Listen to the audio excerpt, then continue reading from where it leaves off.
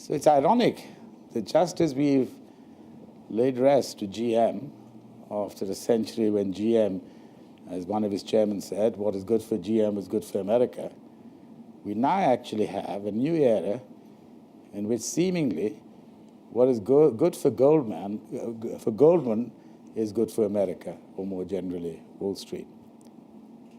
So that's one of the winners. Now, what of the other two, China and India?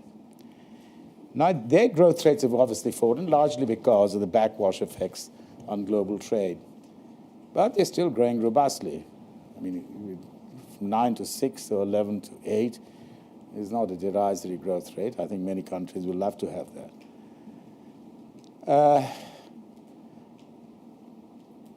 But there are more important geopolitical consequences of the current crisis, which I want to end with. Now, the last 2 centuries have been dominated by 2 Anglo-Saxon empires, the British and the US. And it was their liberal international economic orders which have allowed the wholly benign processes of globalization to bring untold global prosperity. And when this imperial hegemony, if you like, there was an interregnum in this imperial hegemony during the interwar periods that saw a grave period of disorder and the emergence of fascism and communism. So the most important question to my mind is, will the US be able and willing to maintain its hegemony, allowing globalization to continue? Here, there are ominous parallels, again, with the early part of the 20th century. On the 10th of October 1916, in the middle of one of the early British financial crises, when the Brits had to finally borrow, I think it was from J.P. Morgan. Anyway, they had to go to Wall Street to borrow money. Keynes wrote a memorandum to the Treasury noting that financial hegemony had passed across the Atlantic. Okay? And he then also added that from now on, the US, the UK will have to adopt a policy not only to avoid any form of reprisal or even active irritation, but to also to conciliate and please the US. Now, is the collapse of Lehman Brothers on 15 September 2009 a similar turning point? I think a lot of evidence it is. Because these 3 high savings countries, China, India, and Japan, they remain the major source of funding for the exploding US public debt. So, are either of these 3 countries likely to replace US hegemony or help the US to maintain its hegemony? I think we can rule out Japan immediately because it's still reluctant to match its economic and military strength, and it has a stagnant economy and even worse demographics, so it's unlikely to enter the big league. So that just leaves India and China. Now, George W. Bush, his most notable achievement, in my view, was the strategic partnership he established with India, which was cemented by the Indo-US nuclear deal. But however, India's economic and military power is dwarfed today by China's. And as China's signal, it's not planning to sell its holdings of US debt. It, along with the Gulf state sovereign funds, are the most likely source of finance for the exploding US deficit.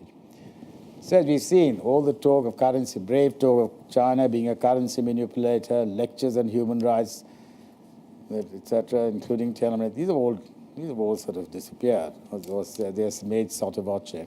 So the US is already following, as far as China is concerned, Keynes' advice. Now, so even though I don't think it's possible for China to take over the US's hegemonic role at present, it'll increasingly have great leverage over the US in terms of its foreign domestic policy as the financier of the United States. Okay, so what about India? In some ways, one can think of India as a natural partner of the US with a very large standing army, which could accompany the technological wizardry of the military to maintain order, at least in West Asia. But I think it's very unlikely that it's be willing or even able to take a role to be a partner of the US in this, in the continuing US imperium. So that leaves the Europeans. What about them? Now here, apart from the Brits, the Europeans have clearly signaled, with their refusal to send any more troops to Afghanistan, that they're going to continue to be free riders. So the US really stands alone in maintaining global order. But the question remains, will the aftermath of this current crisis leave it with the means and will to do so? Now here, the parallel with Rome is instructive. And I want to end with not just my parallel. This is actually a parallel drawn by the US Controller, like an Auditor General, General David Walker in August 2007. I mean, ultimately, the decline of Rome was really due to economic crisis, to economic causes, the deep fiscal crisis, which meant that and it tried to close it by all the traditional means which we've seen in third world countries. They tried meeting this fiscal crisis by levying the inflation tax, debasing the currency, borrowing here, and all that fails. They had to find some route to do this. The way that the Romans solved their fiscal crisis was to, in fact, dilute their military organization. How did they do it? Because they had not sufficient means to provide the Italici satisfactory treatment, recruitment was expanded to the provincials, and in the late empire to the barbarians.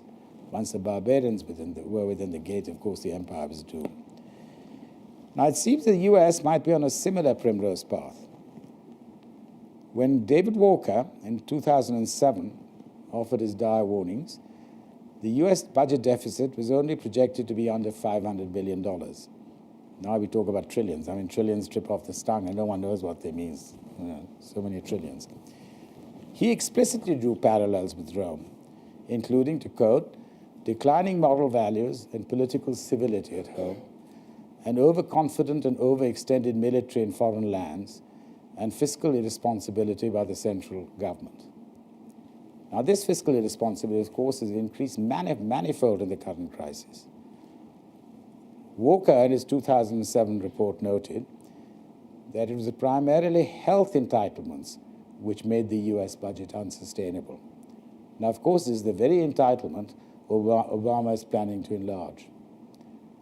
Walker also warned that the crisis could not be solved by growing out of the problem, another solution being offered, eliminating earmarks, another being offered, wiping out fraud, every government in trouble says we're going to do that, or ending the Iraq war, cutting defense expenditures, or by restraining discretionary spending, or let the Bush tax cuts expire. Now, of course, these are exactly the policies which Obama hopes will get him out of this mess.